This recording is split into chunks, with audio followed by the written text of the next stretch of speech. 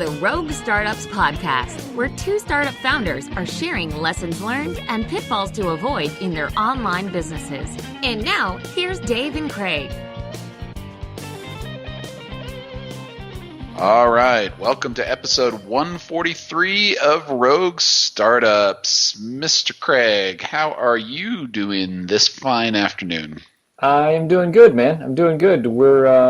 We're coming into the home stretch of summer vacation here, and it's been a lot of fun this summer. But I think everyone is quite ready for kind of the normalcy of routine of school calendars and schedules and everything again. As my kids walk in as we're recording. You were laughing at me. I know. I was totally laughing with you because I'm like, I have been in that exact same position right there. Only I hit mute and then just, laid into my kids like, I'm in the middle of this right now. I can't do that. Oh. I mean, first of all, it's 9:45. Like, they should be asleep. Yes. But I mean, that's just like, that's exactly what I was going to talk about. It's just that, like, everyone is ready for some normalcy. I mean, we had the last week, the kids were in swim lessons every morning at 8:30 in the morning. So we were like up and at 'em, and the kids were trying to go to bed by like 9 o'clock at night. And so that was cool. And so I had like kind of a normal day because they were all whooped after being in swim practice every morning and getting up early and all this kind of stuff. But this week is more of just like run-free summer vacation, and nobody gives a shit about schedules or, my kind of priority to try and work or anything like that. So it's a little difficult. I went to a co-working space today, which was really awesome, and I'm probably going to go back to it on a regular basis, once they get back in school. This place offers like packages of like 5 or 10 days a month, which is cool. So you can do like every day, it's like $400 a month, or you can buy like packages where it's about like $10 a day, $15 a day. So I'm probably going to do that here once the kids go back to school, because it really is like hyper-focused work when I'm there. Yeah, I'm having kind of a love-hate relationship with working at home these days, because I feel like when I go somewhere else that I kind of have to be productive. Like, I just went and did all of this effort to get over there, and I bought a coffee because I'm, sitting hanging out in this coffee shop, or I'm sitting in the library, and I'm like, all right, I did all of that. Now I have to make up for the fact that I just, I'm not at home and I don't have the usual time that I could just do this whenever. Yeah. I made the time to come and go do it now. So now I feel like I gotta get into it. And the times that I've done that, it's been really good. I haven't done as much of it because there's more effort involved.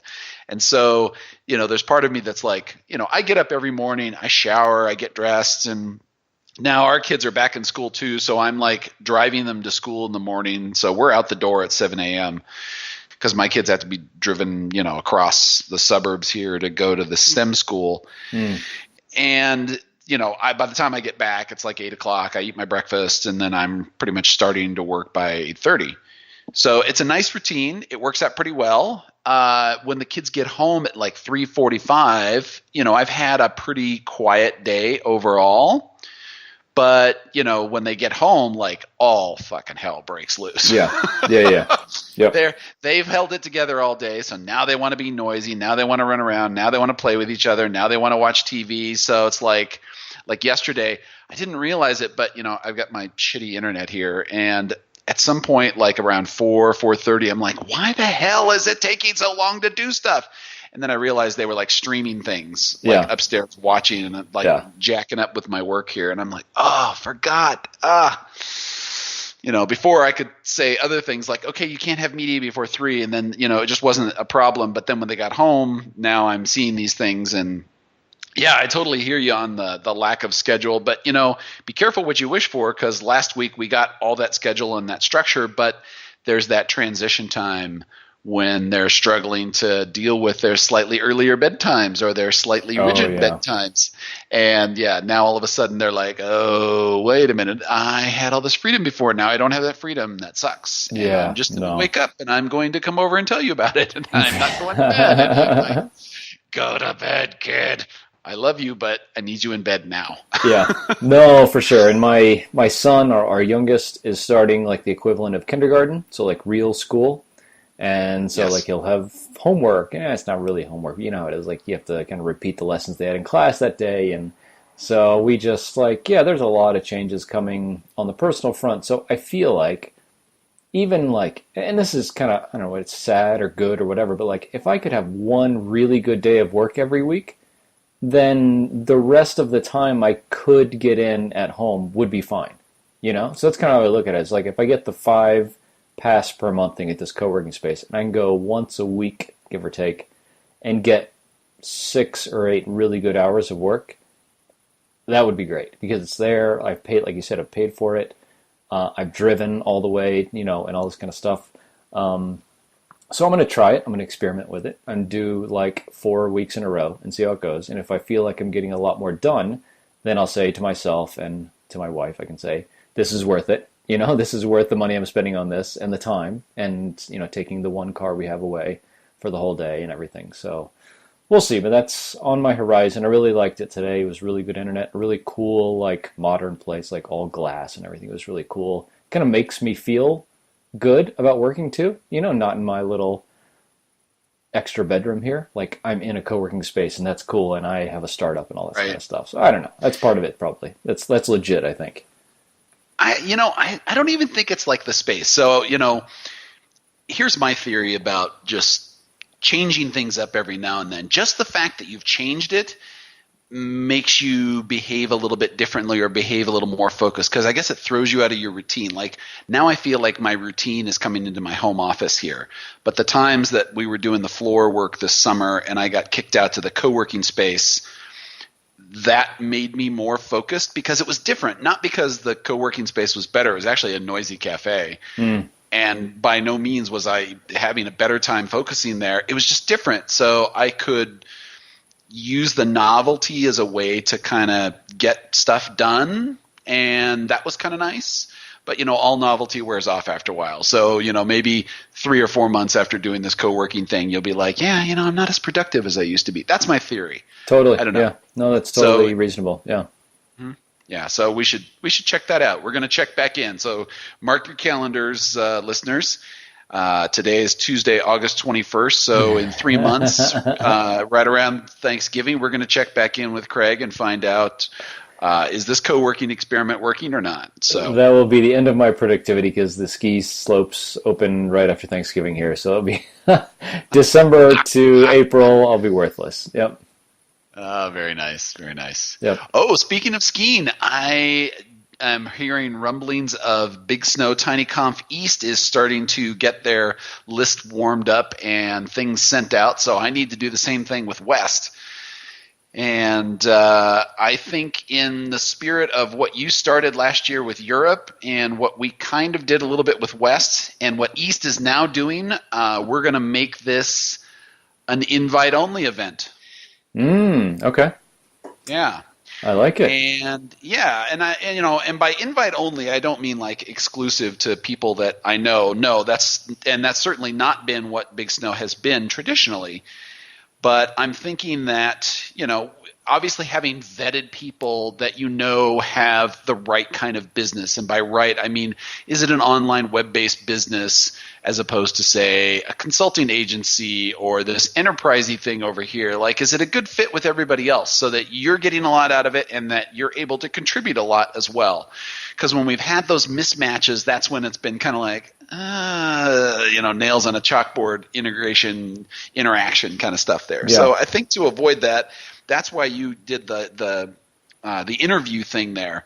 So we'll start with throwing it out to past attendees, of course, which I've always done, and we'll open that up to a certain number of slots. But then after that, for people that want to go and that I don't know personally, then I'm going to have to set up, I already had this already for last year, but it's basically going to be kind of like a little mini interview. Like, tell me about your business, tell me about yourself, what's your background, and that kind of stuff. And I think we can get some really cool people that way, but, if you don't have something there, it's going to be hard to get the right mix of people. Mm-hmm, mm-hmm. And I do want the right mix of people, because last year we had a great mix of people, and it was just amazing. It was, it becomes a magical thing. Like, I think the first year was really good because we just by default had the right mix of people. And then last year was really good, had the right mix of people. In between, it was kind of a mixed bag. So yeah, I think that's what I'm shooting for.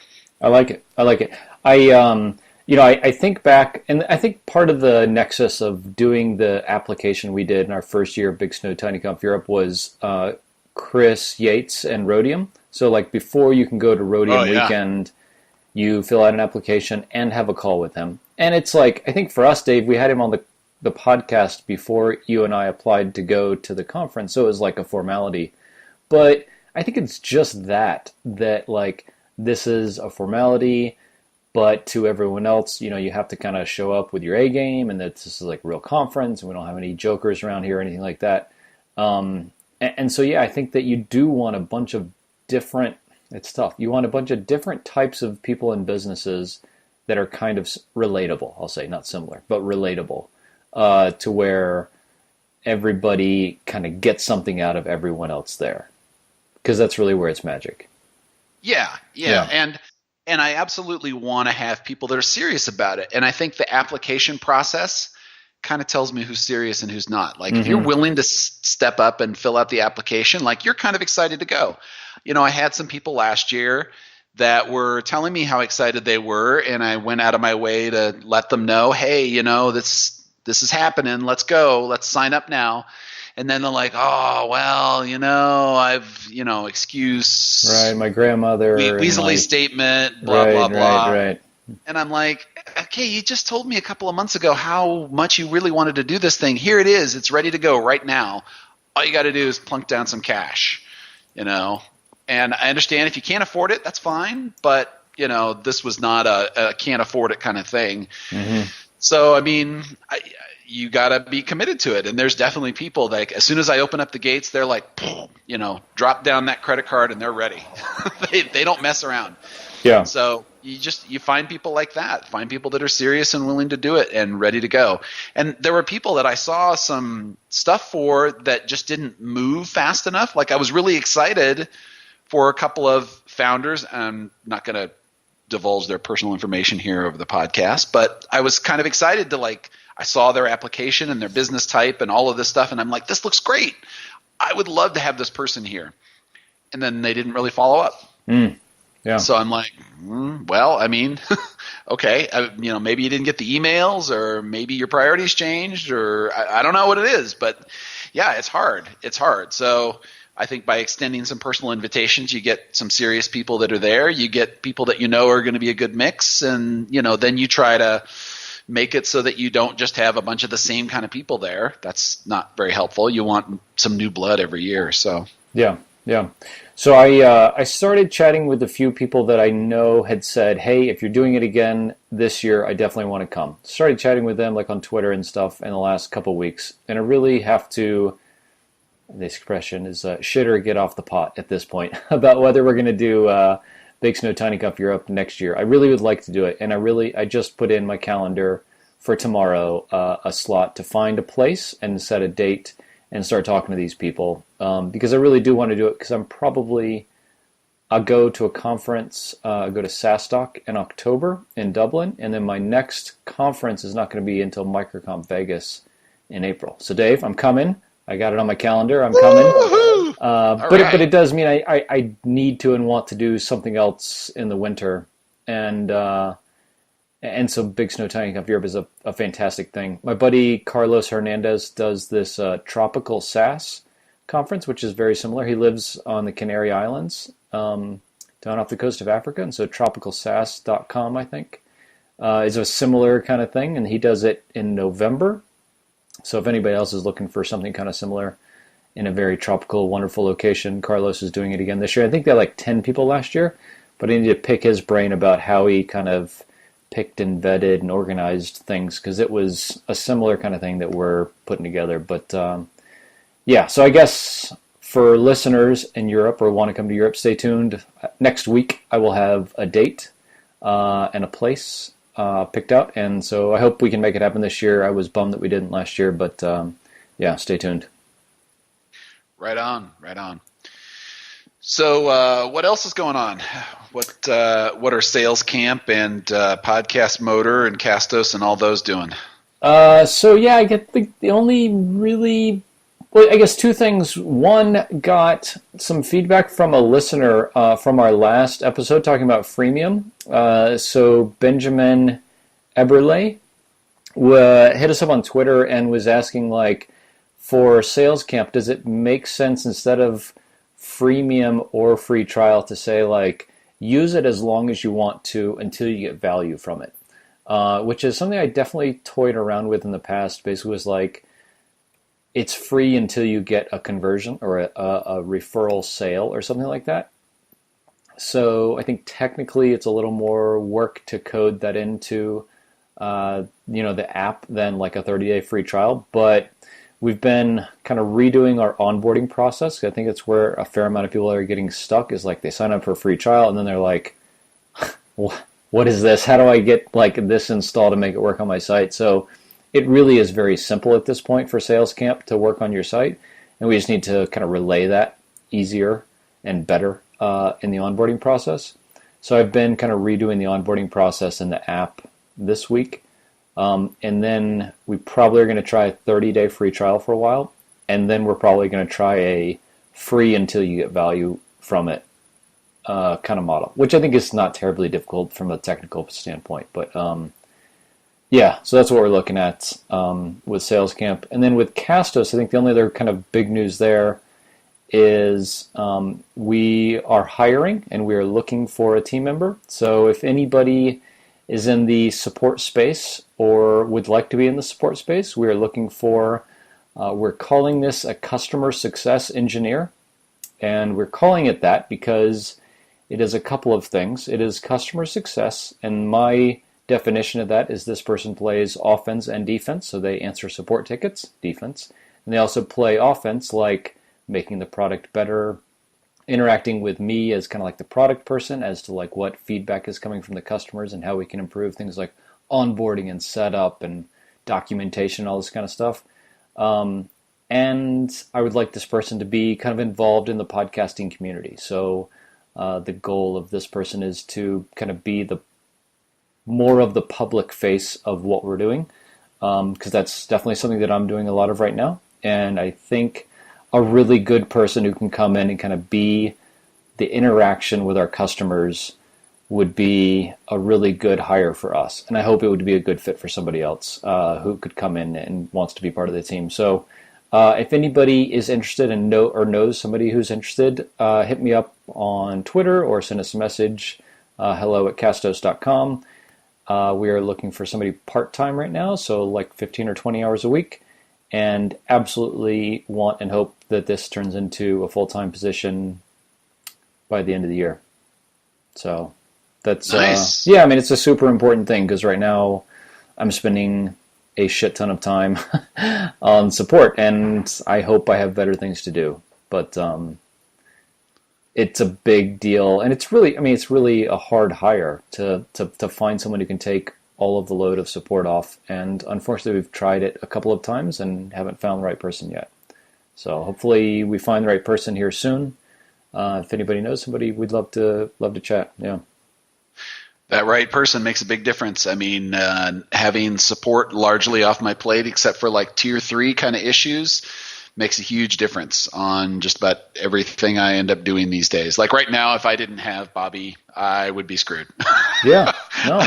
I've got so little bandwidth right now, and like last week, this past week, we had back to school nights every night, and my freelance client's been like super intense on this one piece of the project. So I've been spending a disproportionate amount of time with them, and I've been trying to do nights and weekends. That sounds familiar, right? And my nights and a good chunk of my weekend for the last week have all been crap. So if I had to like do WordPress stuff on top of that, I would be getting zero done as opposed to little. Yeah. Yeah. And it's tough. I mean, it's, as you know, I mean, Bobby is an investment, and you pay, I'm looking at paying at least $1,000 a month for somebody. And I mean, Castos is growing and all this kind of stuff, and it's profitable and all this, but like to put $1,000 a month into support is a big deal if they don't take care of a lot of stuff. That's the thing I think that we've run into. We've had some people in the position and they've just not taken the load off my plate. And so we're really looking for a long-term person who can come in, learn the ropes. The knowledge transfer is obviously really difficult because it's kind of a complicated app and setup and WordPress integration and stuff. But but it is something that can grow with the right person. So I'm excited to find the right person and hope that it happens soon. Yeah. Cool.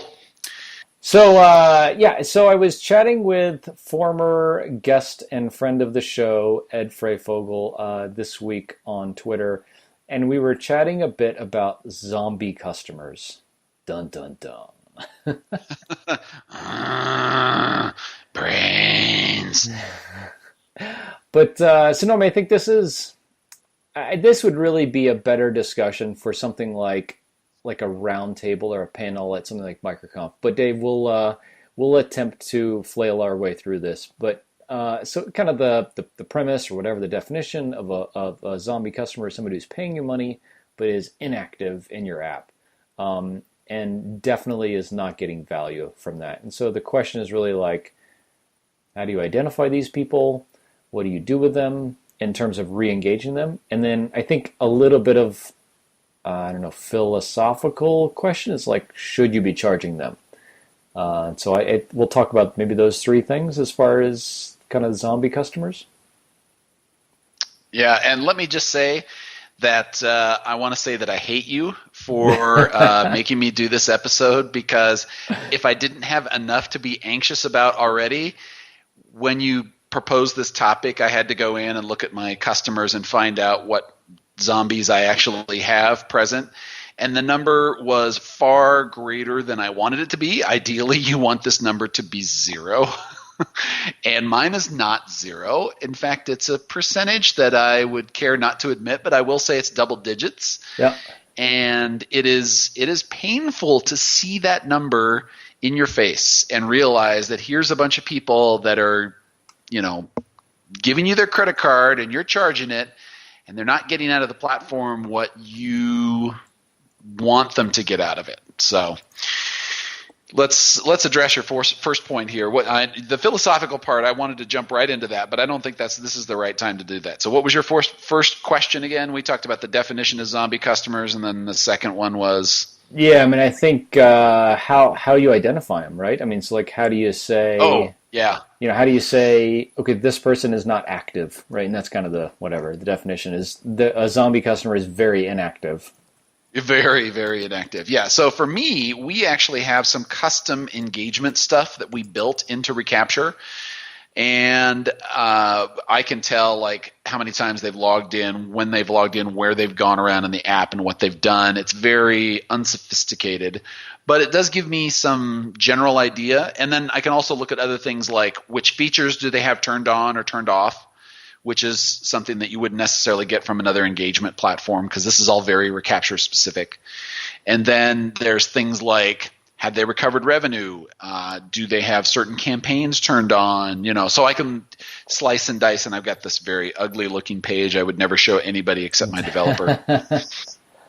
All these drop downs that I can flip and then say, all right, who are the customers that do this? And then I can export that as a CSV if I want to, and then I have occasionally used that to tag people in Drip and say that they're this. Yeah. Maybe these are all my Magento customers. Here are all my Shopify customers. Here's the people that are all using campaigns like abandoned cart campaigns or email collectors or whatever. Anyway, so I've got all that stuff, and I can slice and dice in there. And for me, it's easy to look because all I have to do is say, who's paying me and not recovering revenue? because if you're not recovering revenue, you're pretty much not using my product. Like there's probably something wrong with that. And I can also look to see, is their store actually showing any revenue? Because the two of those are correlated. Like I have a bunch of customers that have signed up for the platform and they're not making money in their store. So of course I can recover 100% of zero and that's still zero. So they get no value out of the platform because there's just nothing for me to get value for them. And I can identify who those customers are. But what's interesting is if somebody's paying you, chances are they were getting that value, because I don't get people that sign up that are, making nothing and getting nothing and saying, hey, Dave, I really want to give you $50 a month. Just out of the goodness of my heart. That just never happens. Because you're such a good guy. Yep. Well, yeah, that's absolutely. If that ever happens, let me tell you, I will turn that into a business model and write a whole book about it. But so far, we're talking a whole lot of jack shit on that one. Yep. So, when somebody was paying you and then all of a sudden you're seeing like zero revenue come through either on recovery or in their store, something's amiss. Mm-hmm. So when you pointed this out and I went through the exercise, I looked and I was like, there's a bunch of people there that are basically waiting to churn. Yeah. Because that's what a zombie customer is. It's a churn candidate. It's a pre-churn candidate. And that sucks. That really sucks. So how do you end up identifying them? Yeah, so I think we talked about in our last episode, I think we have a little bit different setup in ProfitWell than you do, because we have like credit card required up front and everything. But anyway, so we get the engagement data from ProfitWell, and I don't know how to compare our number to anyone else's. I think it sucks, but I attribute that, and I kind of give myself solace a little bit in that if you're running your podcast from your WordPress site, you never really need to go to castos.com. So you sign up, you integrate your API key with your WordPress site, and you do everything from WordPress. So I kind of say, 80+% of our customers use WordPress and our API. They don't need to come to castos.com for much. So I kind of tell myself that to make myself sleep better and drink less. But but I do think about engagement a lot. And I think like that's where it really comes in, is like we don't have any kind of like triggers or tags or metrics around this that like go into drip or intercom or anything. But ideally, that's what we should be doing, is saying like, okay, we have a 2-week trial. In those 2 weeks, do they... no, I take that back. We do have a trigger that says, did they connect their API key? So we have that. We don't really have did they publish their first episode, or like, did they submit their podcast to iTunes? Because we kind of can know that. And that would, like, for us, that would really be like what someone being activated would be. Because from then, it would only be, the only chance for churn would be they activated, they tried it, they got whatever 10 episodes in, and they figured, wow, this is a lot of work, I don't want to do this, and they churn. But if we get them activated, at least, that's like the most we have control over. So we do a bad job of this, admittedly. I don't know, we do a decent job of this, I guess. But I think and this is like part of why, Dave, I find more and more like really scaling a business is really hard, because you have to get past the like doing the manual labor stuff to get like systematizing and getting technology in place to enable you to be able to tell when somebody is activated. Because right now it's just like I answer a lot of tickets in intercom and help people get activated, but it should be a lot more automated than this. And I think that's probably like kind of what Ed was getting at, is like, how do you systematize and put technology in place to help people get onboarded and successful and get that aha moment as quickly and as often as you can, so that you don't have to do a whole bunch of extra work for every customer.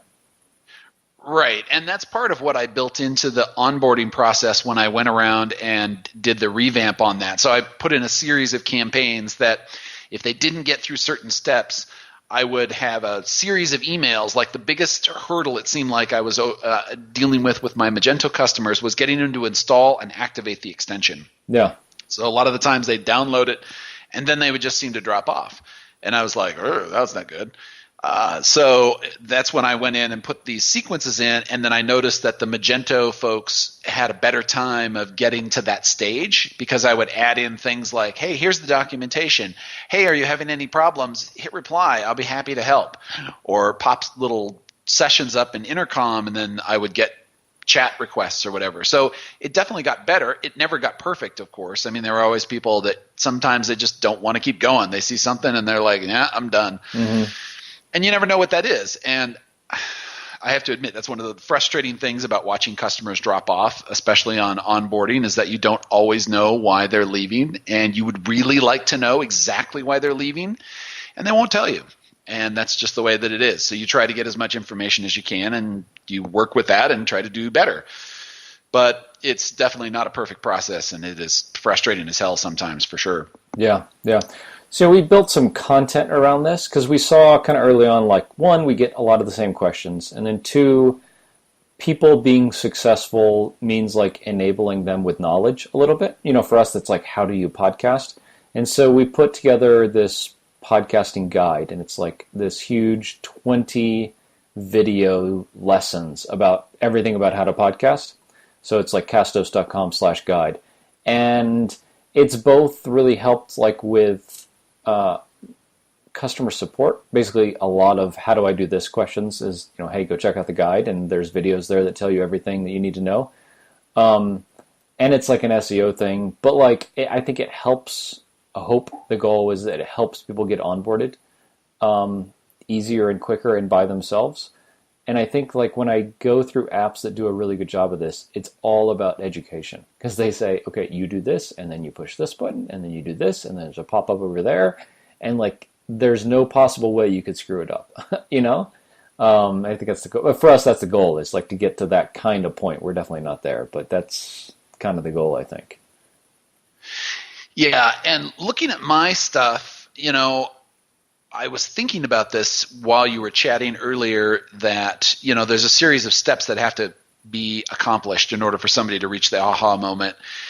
But there's definitely like an ongoing set of steps. Like if they stop recovering revenue, they've already passed the aha moment, but if they sort of shut that off, or if it starts tapering off, that's kind of a red flag and a warning sign. And I don't have something right now that really identifies that. Mm-hmm. So I was thinking that, you know, you could have something like what Drip has for a lead score, which decays over time. Well, you could have like a success score for a customer that also decays over time. So if they get to the revenue point, you know, that maximizes their score. And then if they're continuing to recover revenue, then that keeps the score where it's at. If they increase, maybe you increase the score. If it decreases, then you decrease. And if it goes to 0, then their score goes to 0. And then there should be like some report that says, hey, the following customers have gone to, you know, have decreased by this amount of percent, or have gone to 0 in this time. Mm-hmm. And then put them into a campaign to say, you know, hey, do you need help with this? Or we've noticed, you know. Right. I mean, you could definitely, you have to identify what that is, and then, you know, code that into the app somehow. And then once you've done that, you could detect that in a cron job or something, and then basically tag those customers in Drip, which would drop them into a campaign. And then if they, you know, respond, or if they do something that changes that score, then you have to pull them out of that campaign. So that's all codable for sure. But something like that would be a great way to help, you know, avoid customers ending up in a zombie state, because that just sucks. I mean, I'm looking at the MRR that I have basically at risk at this point, and it's non-trivial. You know, it's not like 4 figures or anything like that, but it's still scary to see that I'm basically looking at a churn bomb right there. Churn bomb. Now, I don't know about you, but one thing that I could do, and I don't know that this is something that everybody could do, because the reasons for somebody stopping using your product aren't necessarily the same ones that they might stop using mine.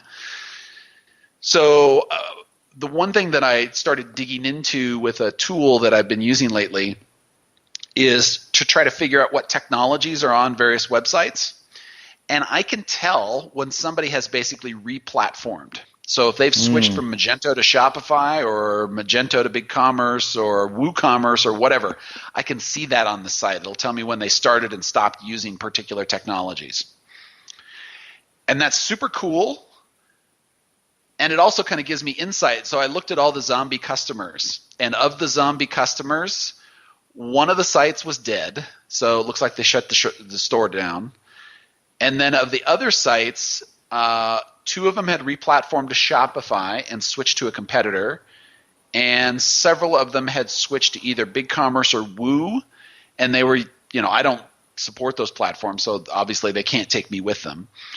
But the ones that switched to Shopify and didn't use me, those are the ones I kind of want to reach out to and say, let's talk for a second. You were using this before, and now you're using this now. Why'd you switch? Of course, I don't know that I can breach the conversation exactly like that, because they're going to be like, whoa, Dave, you're creepy as fuck. What happened there? How do you know all this about me? Go away, stalker. But I'm going to try to find a way to broach that topic in a way that gives me hopefully a little bit of feedback to know, did they switch on Shopify because this solution works better, because it was less expensive, because it does more? You're like, what is it that I'm missing here? What's the component of this that I need to be aware of? Yeah. Because I'm not getting that feedback on the Shopify platform right now. So. Yeah, no, for sure. I mean, it's not exactly kind of the same, but when we have someone cancel, we definitely in the cancellation message say, yep, we'll cancel your account. As the founder of the company, what was it about Castos that wasn't fitting your needs? And we get, 20% of the people reply and say, hey, yeah, I'm just not podcasting anymore, or Anchor is free. Oh my God. Okay, that's great. Go to Anchor. That's fine. Have fun. Yeah, have fun. Let me know. I mean, I think getting that feedback is getting honest feedback in that situation is tough. Some people give it to you, and then I wonder how biased the feedback that you get then is, because they're probably being nice. I'm always so worried. I would actually rather just have them say, dude, your product's too fucking expensive. Just lay it down straight. But I think people are just so afraid they're going to hurt your feelings that they're like, oh, well, we're switching to right. Yeah. And they just want to crawl away and die or something. I don't know. I've put people into churn campaigns. I've contacted them personally. I just keep reaching out, and they don't reply. So I don't know if it's I don't want to talk to you anymore. I'm mad at you. I'm ashamed that I had this great relationship with you and now I don't. Right. And so I don't want to say that. I don't know what it is, but you get ghosted by customers all the time. And, in all fairness, I have ghosted providers myself. They send me things and I'm like, I just don't care enough to respond. So maybe that's just where they're at with me too. That's a sad place to be, but if they're not that passionate about your product, that's a bad place to be. Yeah. So Dave, do you feel guilty taking people's money who are not getting value from your product? Do I feel guilty? This is the question I hate you for. I'll be happy to start if you'd like. That's fine. No, I will give you an answer. I'll give you an answer. So I feel bad that they've suddenly stopped getting value, and I don't understand why.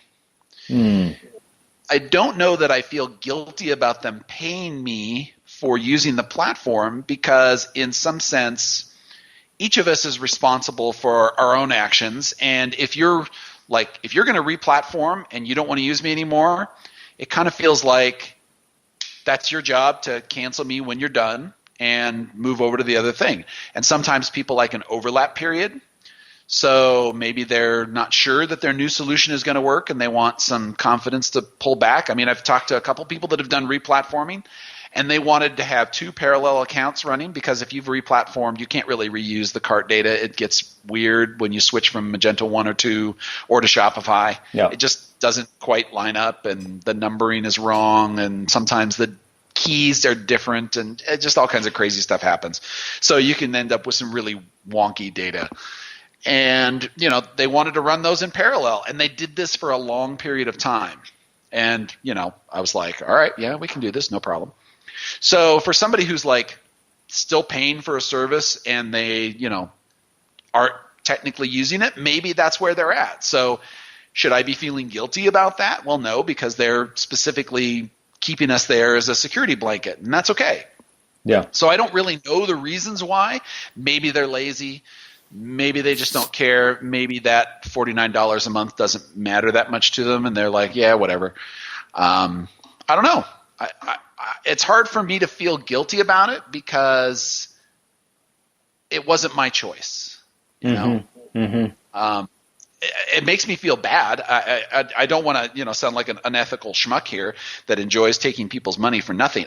It really upsets me that somebody is not getting the value out of the platform and they're paying for it. Like, I want them to get value out of it. I want them to want to use the service.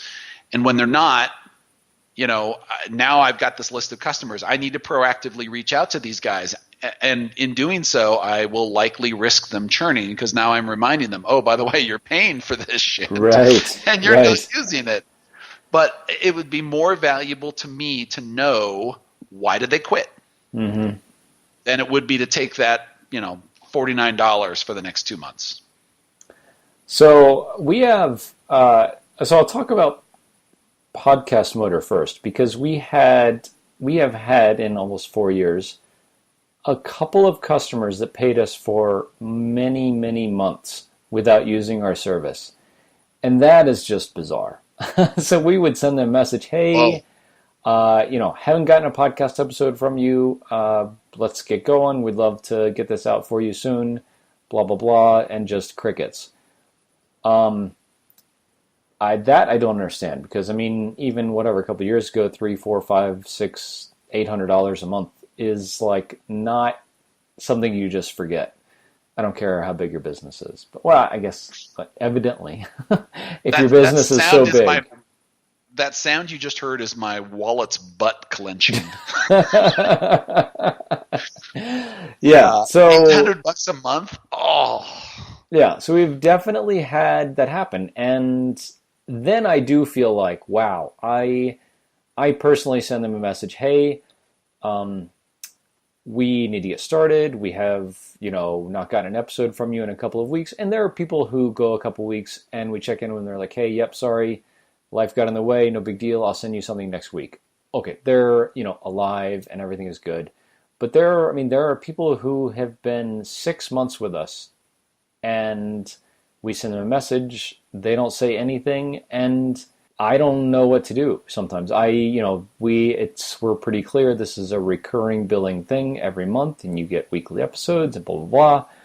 And so, that's just kind of so much money, then I do start feeling like, okay. And in a couple of cases, we've canceled their subscription after a few months, because I'm just like, this is just too much. I know that, something is amiss, and so we cancel their subscription after a few months with them not using our services at all. For Cast, and a disclaimer, with all of our businesses, we send the default Stripe receipts every month. So these people do know that they're getting billed. There are many, many, many SaaS apps I use that I don't ever hear from, and I don't get email receipts. And I think that's wrong, because that is at least a way of touching base with some of these, quote, zombie customers. Say, hey, you're using us, or you're paying us at least.